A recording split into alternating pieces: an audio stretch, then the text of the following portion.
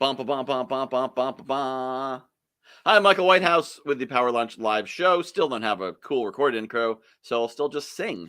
Someday I'll get an actual recorded one. So this is going to be the penultimate episode before we take a break. We're doing one this week and one next week, and then I'm going to take a break for a few weeks because my producers, Serendipity and Random Happenstance, have not been sending me guests. So that's a sign that it's time for a break, and then we'll pick it back up in a few months. So if you want to be a guest in the show, reach out to me or whatever. And next week, just an announcement for you while the live gods bring people into our feed. Confidence on Camera Challenge is January 23rd to 27th. So if you look at me and say, I wish I was more like him. Well, if it's the beard, I can't help you with that. But if it's the being able to just go live and start talking, I can help you with that. It is a free event. And you can find the place to register at megaconnector.com, where you can find everything else about me, too.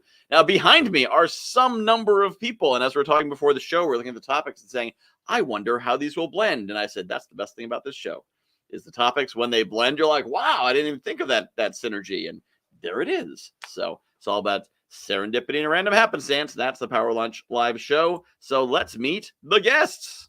Ta-da! Hello, guests. Hello. So we'll start with our introductions as we usually do, and our first to be introducing is L. Paul Hood Jr. Tell us about yourself. I am a recovering tax lawyer. Given a nickname at the first New Orleans law firm I worked in, and that nickname was the repositor of the bizarre and arcane. I practiced tax and estate planning law for about 20 years until August 29th, 2005, actually. Anybody know what happened that day? No idea, no. Hurricane Katrina made its third and final landfall about 45 minutes from where I was living, on the north shore of Lake Pontchartrain across the lake from New Orleans. The longest over water bridge in the world to this day. I used to cross it at least twice a day. It's not fun, but anyway, then I moved and I just started writing and speaking about estate planning, and most of what I talk about today really has little to do with tax, has all to do with the soft side of estate planning. And Lenora raised the question, how are our two topics going to blend? And Lenora, the answer is your topic is the key to a successful estate plan. Families are notorious for being poor communicators.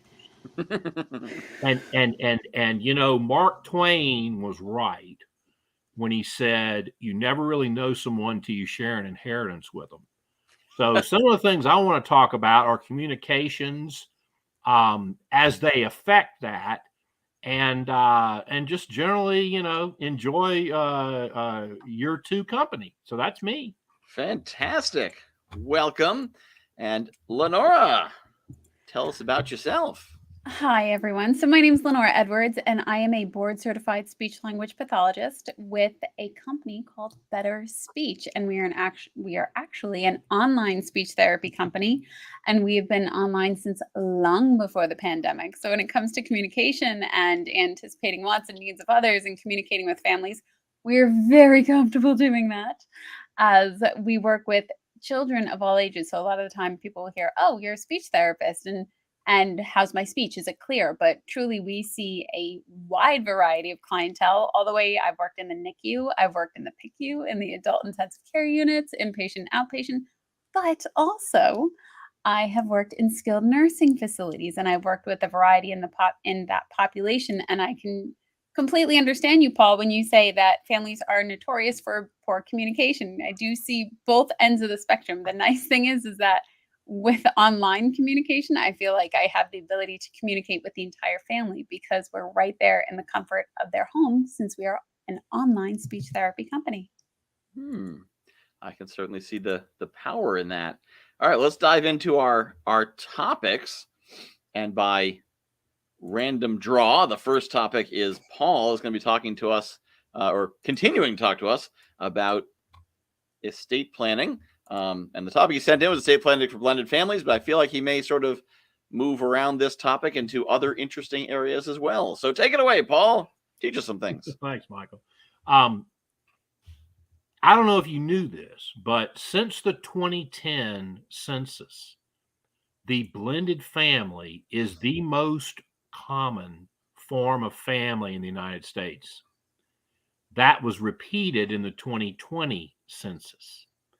Okay. And a guy who wrote another book about my subject, and there's not many of them out there, despite the fact that there's bunches of these families. And unfortunately, every year, the state courts are filled with estate and trust litigation, and an inordinate percentage of those reported cases involve blended families. And you say, why? Well, Richard Barnes, who wrote the NOLO book on this subject back in 2009, says it's really relationships squared. And I think he's right. My experience, one of the reasons why I started studying this area about 30 years ago, at least, is because I noticed that the blended family client was always my most challenging client, because a lot of the tried and true techniques of estate planning work well with single relationship couples where the descendants are all shared, children, grandchildren, whatever. And that, that's the case. But in the blended family, you have these reorganizations, if you will, and readjustments within the family confines. In my book, Yours, Mine, which was my latest book, came out in February 2022, Yours, Mine, and Ours, Estate Planning for People in Blended or Step Families. I actually show at least 6 archetypes of blended families, and they're very different. And I'm not going to tell you that all 100% of blended families today fit neatly within one of those 6 archetypes. I think I've gotten well over 95% of them. Okay. But they were always my most challenging client. Because like I said, some of the techniques that we use for single relationship couples are downright dangerous in the blended family context, and can result in the disinheritance of the children of the first spouse to die. Because a lot of times they say, well, I'm going to trust my spouse, to take care of my kids. Hello, that doesn't happen. I hate to tell you this. The road to hell is paved with the best of intentions.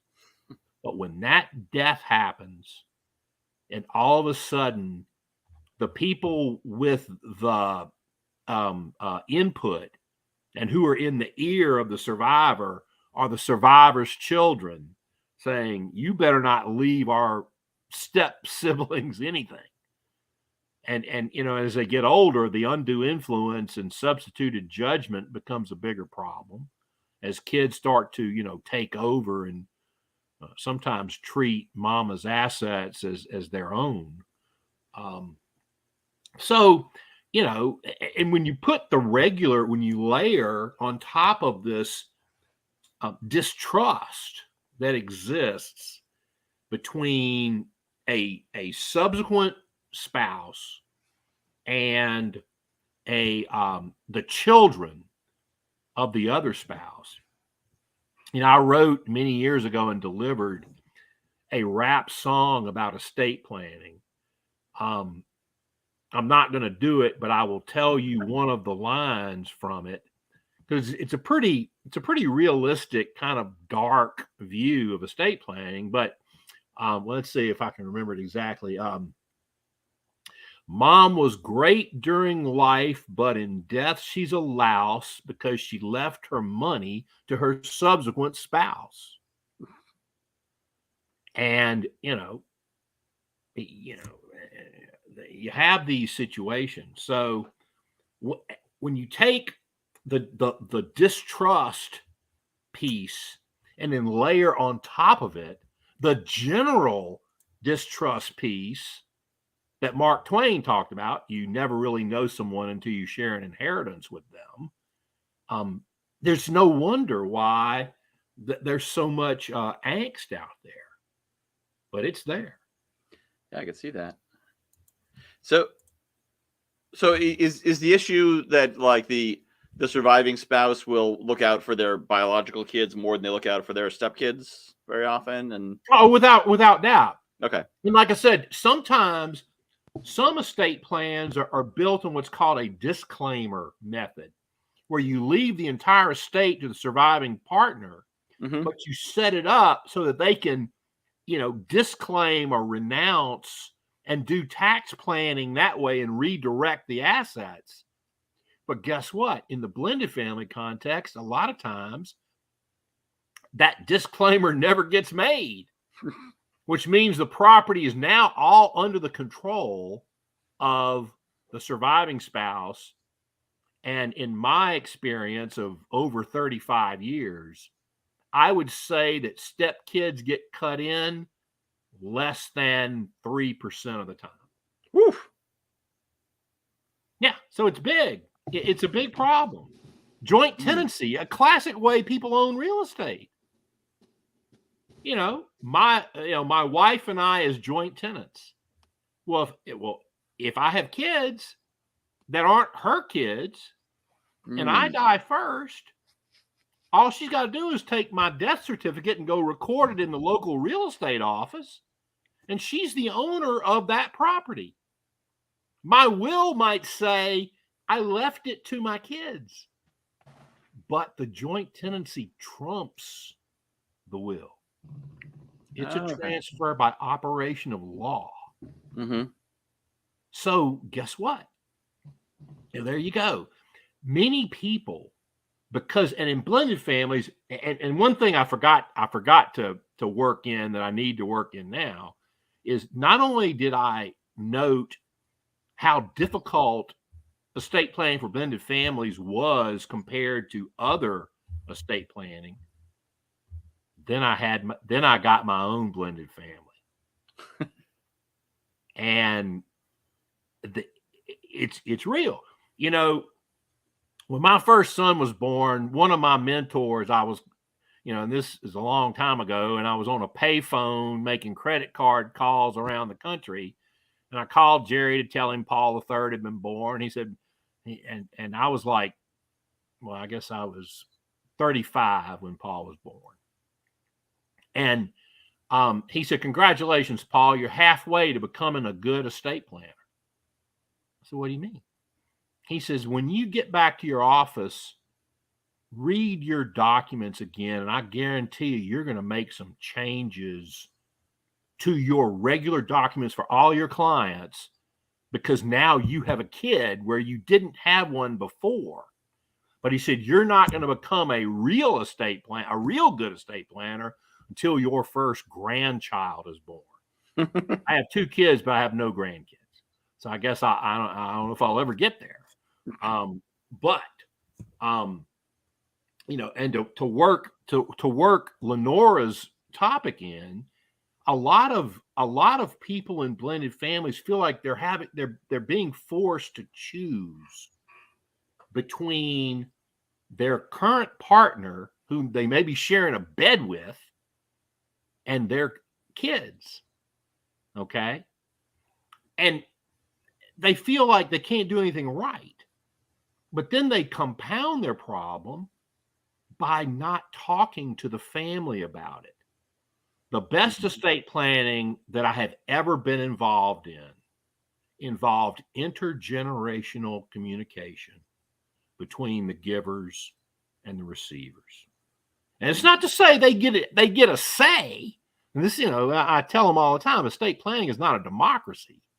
They don't get a vote, but the information and input that they have can be invaluable. Mm-hmm. Classic case, family business. Dad found, pick on the man. Dad founded the business, loves the business, eats, sleeps, and drinks the business. Those kids, they don't want the business. Mm-hmm. And Dad's, paying life insurance premiums. And he's trying to make sure he can pass the business on. And the kids, if they had one conversation of transparency, the kids would say, Dad, we'd be all better off if you sold the business while you were alive and could consult. We'll get a higher price. Because what ends up happening is the kids dummy up because they don't want to be viewed as disloyal to the family. Mm-hmm. They inherit the business. The business diminishes in value because the kids' hearts aren't in it. And then they sell it for a fraction. And then they blame it on their estate planning lawyers who may or may not have tried to get communication between the generations. But one simple conversation would have solved that problem. Yeah. Yeah. I'm we talk about the estate, how you being a true estate planning attorney. The jokes like never trust a bald barber or a skinny chef. And I guess never trust a single estate planning attorney. Well, I don't know. It's I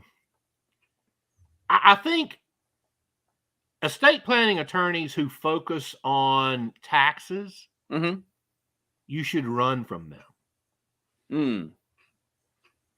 Because in my opinion, and where I spend most of my time and interest today, or I wouldn't say most, but a heck of a lot of it, is on the soft side. I wrote a chapter in a book, the psychological aspects of estate planning. Yeah, with a psychologist in the Oxford English Dictionary or Oxford English book of financial psychology. mm-hmm. And I've written and spoken on the psychology of estate planning. My website, which has a bunch of articles on it, links to my newer articles, has a 3-parter on the psychology of estate planning. It's quite involved. Well, and what you're saying about involving the recipients in the conversation, my grandfather died leaving a fairly substantial estate when I was 23, and the way he'd written the will, I would get access to my share when I was 25. My father's executor, and so could partial out some bits of it. And at the time, I owned a business that was in. I didn't know what the heck I was doing. I was 23.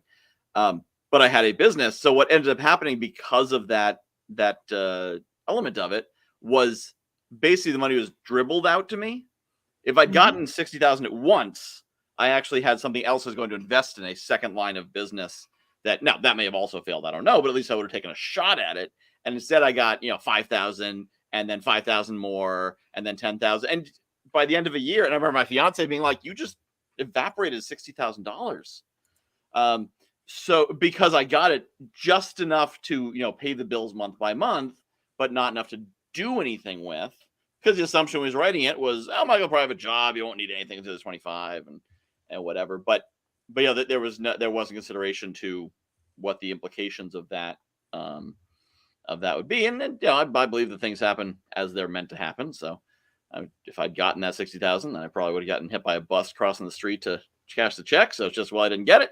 But just thinking about it's those little things that it actually, he said in the letter he left with the will that writing his will is the loneliest experience he ever had in his life, because he had to make a plan for how his estate would be just distributed among the family and different charities and whatnot. And he'd be remembered and judged on it. And he didn't feel like he could talk to anyone about it because, I don't think he actually talked to anyone in the family. He just did it and was like, but here's what it is. Unfortunately, we have Michael, there's a lot of lawyers who advise their clients not to. which I think is a mistake. Yeah, I completely agree. And they tell them not to tell family or charity. Charity, in some cases, I would agree with. Yeah, I'm not trying to off you. Charity, even charity, because you're going to want to set up some guidance for the charity. In most cases, few people leave unrestricted money to charity. Mm-hmm. They have some pet project they want to, fund, a scholarship or whatever. But no, the intergenerational communication is, and let me tell you, the families that because every now and then I get called to work as a non-lawyer family business consultant on the psychological side, even though I don't have training doing that or a degree. I got a lot of. I feel like you've gotten some training in the School of Hard Knocks. Of experience. and my psychology library of books exceeds 150. So I have all the books. I just didn't pay the tuition. But it's that piece that's, and the reason why the most estate planners stay away from that is because it's mucky. It's not antiseptic like wealth and numbers, taxes. You come in, you rally the family around, the straw man, the IRS, Uncle Sam, with his hand in your pocket. And you put together this tax-wise estate plan that tears the family apart. Happens every day in this country. I hate to say it, but it does. Because It's easier to deal with the taxes than it is to deal with the family dynamics. That makes sense. Does make sense. So, Lenora, I'd love to hear you introduce your topic, and then, because usually before we kind of like do a topic and talk about it, do a topic. Well, we have two. So, I can have you both intro your topic and then open it up. So, because yours seems like it might have some relevance, being anticipating wants and needs and ways to encourage communication. This may have something to do with what Paul is talking about. This definitely does have something to do with what Paul is talking about. So especially when I work with adults that are experiencing cognitive issues such as dementia, Alzheimer's, Parkinson's, it's truly important because as you and I are, the three of us are considered functioning communicators. We're not having any difficulty listening to each other, understanding what the other one is saying, and we're not having any difficulty expressing ourselves, like our wants, our needs, our opinions. So when it gets into areas, once the brain starts to have neurological changes, such as an onset of dementia or Alzheimer's or Parkinson's or anything in that situation, what actually happens is there can actually be a shift in your cognitive abilities, whether that's a shift in your memory or a shift in your ability to actually find the words that you're talking about. So I am a huge supporter of Paul and actually in communicating with your family openly, frequently throughout your life about what you would like to see happen as you age. So that way people can be respectful of their own bodies and also communicate that to their loved ones, because they do get into situations, whether it's an estate or, if I need life support or if I need a feeding tube, they do get into those areas. So I'm very strong in supporting people to have the conversation while you're clearly functioning, while you are of sound mind and while you're of sound body, because neurological decline can happen very, very quickly, especially so. With Better Speech, as I mentioned, we're an online speech therapy company, and we are over 150 speech pathologists strong, and we're throughout the US and we are internationally based.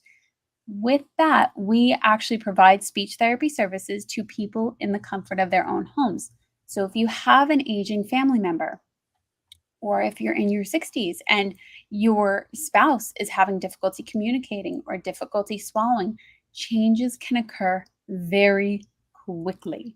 And it's important to have therapy in place so that you can actually do your best to prepare yourself to prepare the family as to what else may be occurring, and also to help implement strategies and techniques and tools to keep the skills that you have and to maintain the skills that you have. But if you don't have these conversations and your cognitive abilities aren't as clear and they start to change rapidly, you then are no longer capable of effectively telling other people what you want, because people may start to write you off going, oh, they don't know what they're talking about. They're just having a tough day, and they'll become very dismissive of your wants and your needs when you start to present with difficulties expressing yourself or difficulties with your memory. And that can be very disheartening for you, the individual, but also for the family. And there's so many emotions going on. Tons of stress is occurring. And the last thing people are thinking about is estate planning.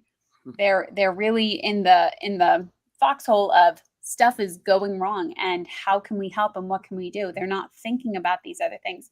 So when you can have this clear conversation, when you're functioning, when you're able to clearly not have any difficulties and you're going about your everyday life, I fully support Paul's decision to have those conversations early and to have them frequently so that everybody knows what you want to happen to your state, but also to your body, and to really have those open discussions with family and loved ones. Yeah, it's definitely something I've seen with various families as parents age and what have you, that some of the emotions is a bit of denial and a bit of not wanting to, because especially with more authoritarian parents, to then be in a situation where the parents aren't able to express or aren't able to, and the kids haven't been equipped with the tools to take charge and to assert their opinions and whatnot, which is, this is a topic that's near and dear to my heart, authoritarian versus authoritative parenting. So I've seen authoritative parenting have really, really strong impact on their kids. Now, parents in their 50s suddenly have a stroke. And now the younger kids, 20s, 30s, are not only taking care of their own kids, they're actually now taking care of the parents. And it flips, and it flips quickly. And then you actually have people, the parents now that are in their 50s that have a stroke, especially when you have a stroke or any neurological component, it's very important to understand that it's not a loss of intelligence. It is a loss of language, which is completely different, because when you are presenting with difficulties, people will start to talk to you in a very demeaning way. And emotionally, that truly takes a toll. And now you have authoritative children who are now in the parenting role and really taking away that power from those adults. And now everything that they had worked for in that mom and pop business that they had dedicated 20, 30 years to, everything flips in the blink of an eye. And it's very, very impactful to the entire family. And I can tell you that it can be particularly devastating to a family when someone is in the early stages, particularly of Alzheimer's, dementia to some extent, but more Alzheimer's. The people tend to get really angry. They become almost irrational. Something that 5 years earlier they'd have shrugged off. They're ready to go to the mattresses over. So, which can make it even more difficult. You talk about authoritarian and authoritarian parents in the family business context. I have seen situations where when you start talking to the kids about the business, you realize that kids worked their entire life in that business involuntarily. They didn't feel like, they were deployed. That's the word I usually use to describe them. Parents had a need in the business. They deployed that child. The child says, I want to pitch for the Houston Astros. Tough. You're working in the grocery store in Kankakee, Illinois. Okay. Mhm. And they resent that. Let me tell you, I had one situation. Dad absolutely really struggled cash-wise to pay for a large life insurance policy to fund the estate tax so that his son, who worked with him in the business, could get the business.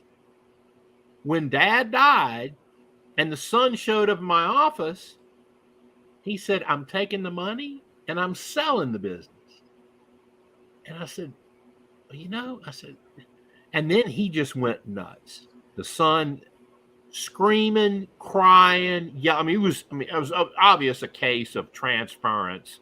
He wasn't angry with me. He was angry with his dad. And he said, he says, I worked my whole life. I didn't get the life I wanted to live. Dad made me do this. I didn't go to the school I wanted to go to. Dad made me do this. He goes, so guess what? I'm taking this money. I'll sell the business for whatever I can get for it. And it's like, how did he describe it? He said, it's like killing the intruder with his own gun. Oh, wow. Michael, you were going to say something about authoritativeness or authoritative parents earlier? Yeah, well, authoritarian versus authoritative. And that's what I've been talking about on my TikTok channel. I've been exploring parenting themes a lot. I have an 8-year-old child. One of the points I made in a recent video is that my job is to help her get to the destination she chooses, not for me to choose one. So, if I think she should be a doctor and she wants to be a chef, then if I try to push her to be a doctor, at best she'll be a crappy doctor. At worst, she'll spike the whole plan and just end up, working at McDonald's or living under a bridge or whatever, because kids first, they want to get their autonomy, so they'll fight with everything they can to reject that. Whereas and I'm seeing this actually in the comments that I'm getting on these posts I'm making. There's one guy who's like, yeah, my daughter doesn't give a hoot. He didn't say hoot. My daughter doesn't give a hoot, and she doesn't respect. I just want her to make good decisions. And I'm like, and I ask, by good decisions, do you mean do what you tell her, or by good decisions? Because she's 11. It's not like she's in colleges. And I think it's that he equates doing what he says with responsible, good decisions. And what I do with my daughter is I separate. I use the analogy of teaching driving.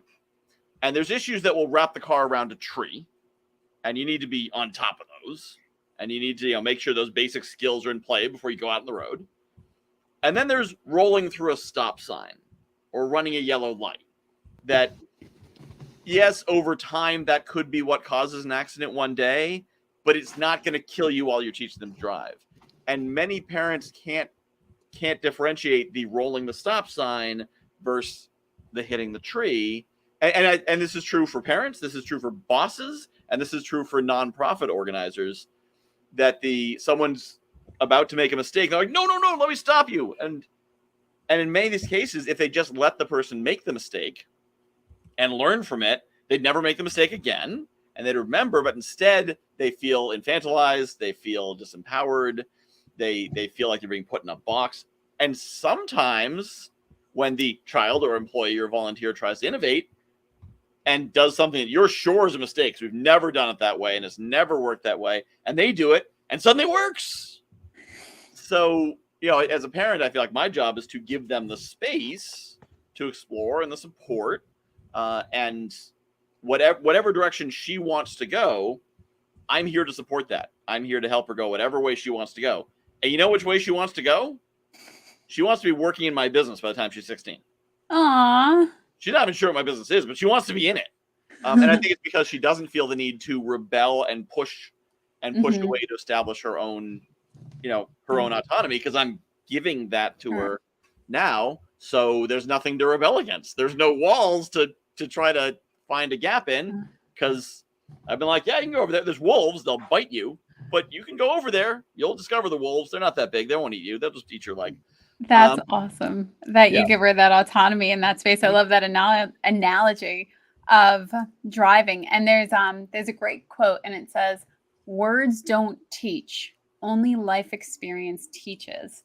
And it's quite true. And allowing her that autonomy to make those decisions, huge game changer for sure. Yeah. To be honest with you, there are two things that everybody needs to learn, and parents should teach their kids these two things. One is that life involves lifetime learning. You will never know enough. Okay, that is first, and the second is that in the end, you need to do what your calling is, and you need to march to your beat, not to the parents' beat, the teacher's beat, or anything else.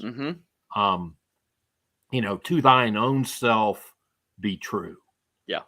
And and in the end, if you teach kids that they're always going to have to learn, okay, the learning doesn't stop. It stops when you assume room temperature and not before. Okay, it doesn't. And if kids can learn that and learn that they're empowered. So I was a pitching coach for years, and I use a very positive coaching philosophy. And my basic philosophy was catch them doing something right. And then if they didn't do something right, I use the sandwich method to fix it. You start out, let's say a kid, got thrown out at third base, hitting the ball. Okay. I said, great. I said, you start out with something positive. You went with that pitch. You didn't try to pull it and roll over on it. You hit it to right field and you hit it in the gap. So that's the positive. So, but I noticed that when you rounded second base, you were already dead set on going to third, and you failed to look at your third base coach before you rounded the second base bag. I said, and unfortunately, your failure to do that is why you got thrown out by 20 feet. And then you come back and say a positive, but it was, once again, it was a great hit. You're playing a great game. Just remember to look at your coach next time. Yeah. And kids don't mind that. But if you get on them the whole time, like the way I was coached, I had a coach every week. I heard at least 3 to 5 times that my middle name was dumbass. These are heartbreaking redneck Southern coaches. Yep. Rub a little dirt on it. You'll be all right. Yeah. The soft, easy way? No. Yeah. Well, and it's interesting about. So I started playing Fortnite, the video game. I've been reading about that. Yep. I don't know how you do that. Yep. Well, and so for those not familiar, Fortnite is it's a first-person shooter game in basically a massive tournament setting. So 100 players at once are put into the virtual space and competing.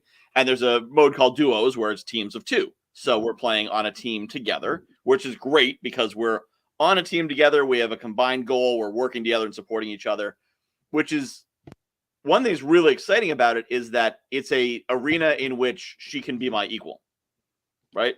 In Fortnite, she runs as fast as I do. She's as strong as I am. It all comes down to the skill. She's got the dexterity. So her actual technical skills are pretty much comparable to mine. She doesn't have the experience in the game making, which weapon should I use and whatnot, but that's coming up pretty quickly. And so it's been fascinating to get to work with her there. And a couple things that happened. One is, as Paul was saying, remember to catch them doing something right. And I know I'm teaching her the right lessons because she will remind me to coach properly. I've always told her I'm your coach. Like, I'm not here to judge you. I'm not here to direct you. I am here to coach you to be a successful adult, which is 15 years out. Hmm. So everything we're doing is to coach. If you hide something from me, I can't coach you. I can't support you. And I've always been positioning that because I'm looking forward to teenage years when it's going to be really important, because I might see, a potential abusive boyfriend or a bad group of friends. And if I can give her the warning without pushing her away, I can be of value there.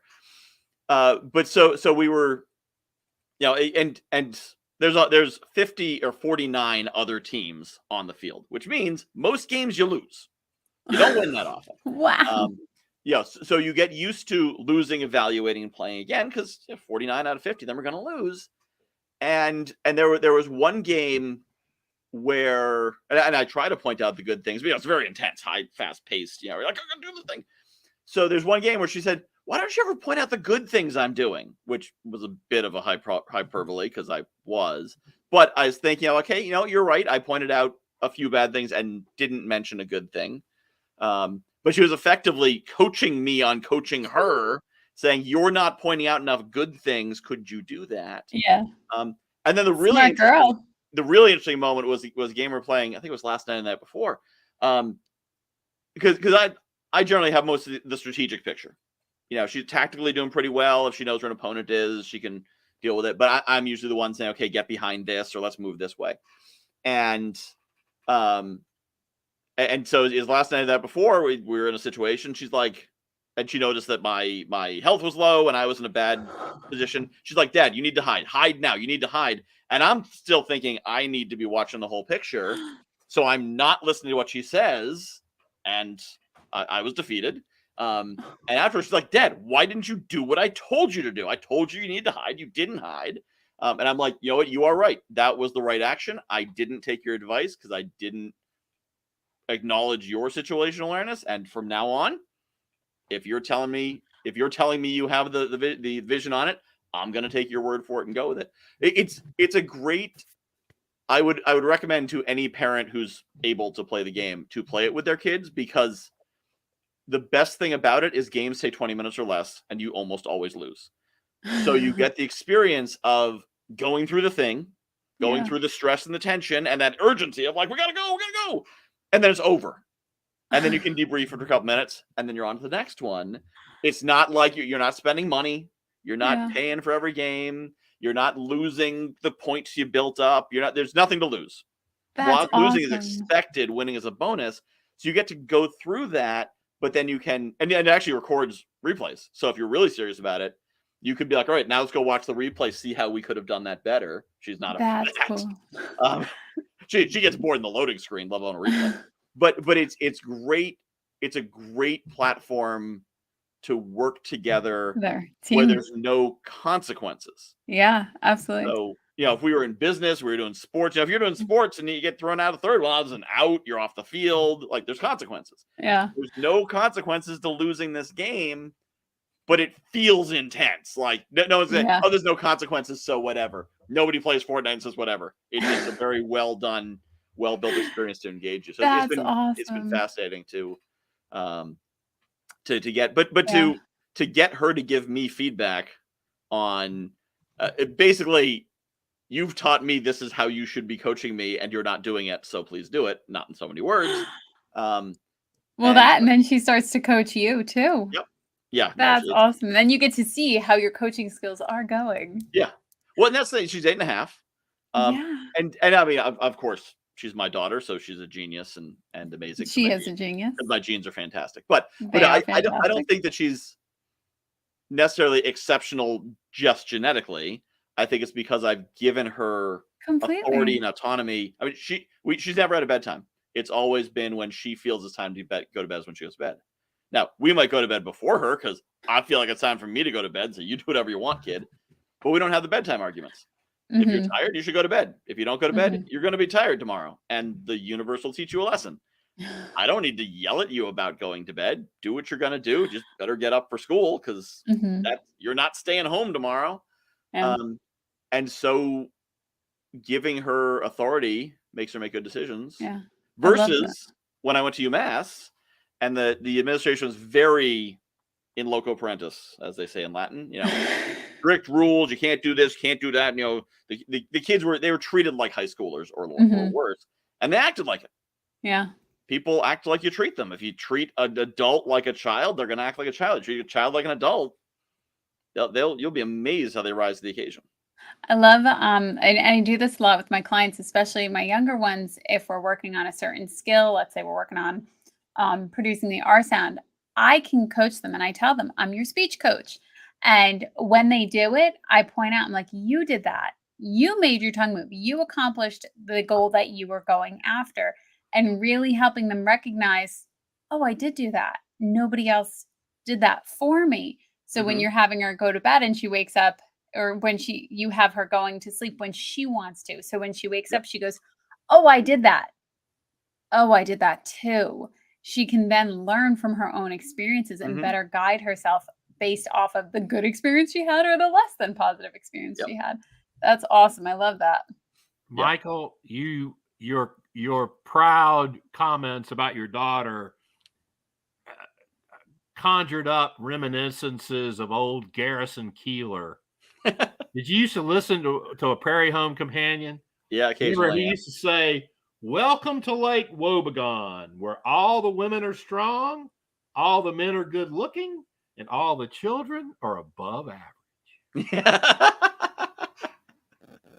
That is, that's definitely true. So that seems like a great moment to segue to our final thoughts, because we are coming towards the end of our hour. So you can share your final thoughts. If your thoughts include ways people can follow up with you or something they should get from your website or whatnot, this would be the time to include that. So Lenora, when I push the button, you popped up, so you can go first. So final thoughts, Lenora.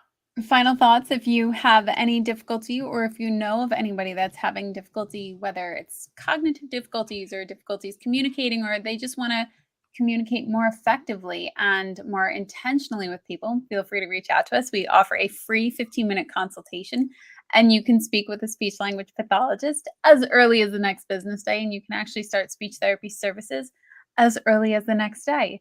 So you can follow us, visit us at betterspeech.com, but also social media, YouTube, TikTok, Instagram, we're all there, and it's under Better Speech. So if you have questions or would like to speak with us, please don't hesitate to reach out to us. That's fantastic. And just, if I could do a dad brag briefly, my daughter the other day was saying something, and I'm like, did you just roll your R? I can't roll my R's. She's like, I guess I did. So yeah, so my daughter can roll her R's. That is totally not me. But definitely worth a dad brag. Yeah, but I'm still gonna brag about it because that's totally. Yep. Paul, final thoughts. My website is there on the screen. My email is paul@paulhoodservices.com. I don't work with individuals or anything like that. I sometimes consult with professionals. But my website has a lot of information about programs that I've done and you can read some of the latest articles. There are white papers. There's my blog. And if I can help you, I may answer questions from people all over the world every day. So fantastic. And you do seem to know some stuff. So very good. Yeah. And what I love about the show is I never know what a show is going to look like. Because I can see who applied. I can see what their topics are. I can see their websites. But that doesn't mean I know what the show is going to be about. And yet, in all the shows I've done, this is probably the 50th one. I haven't kept track of numbers, but I mean, for a year, weekly show for a year. Wow. Every single one of them, I've been on the show and I've been like, oh, interesting. That's why these people were brought together. Almost like someone is doing it, because it's not me. I just use an algorithm to put people together based on when they apply. So I am glad that serendipity and random happenstance. Good job again, guys. I'm glad serendipity and random happenstance brought you two together on this show, because I think it was a pretty good fit. And once again, for those of you watching, join me once again next week at 2 p.m. Eastern, 11 a.m. Pacific, in whatever channel you're watching on. It'll be here live again, and then we're going to take a break for some number of weeks. But if you would like to be on the show when we come back, you can go to, let me scroll it down here. There it is, guywhoknowsaguy.com/powerlunch. Fill it out. I think it's offering dates in March or something. Whatever dates it's offering, that's where we're coming back. So if you're interested in being on the show, if you've been on the show before and want to come back, go sign up. If you've never been on the show before and think you're interesting enough, the universe will vet you and come on. So I've never even had a guest on that I've been like, oh, why is this guest here? So apparently, if the wrong person tries to apply, then the universe will just be like, nope, the power goes out or something. So I don't know what the mechanic is, but somehow it works. Anyway, great to have you on here. Great to have you watching out there in the audience. And I'm going to say goodbye now. Goodbye now. Bye. Thank you.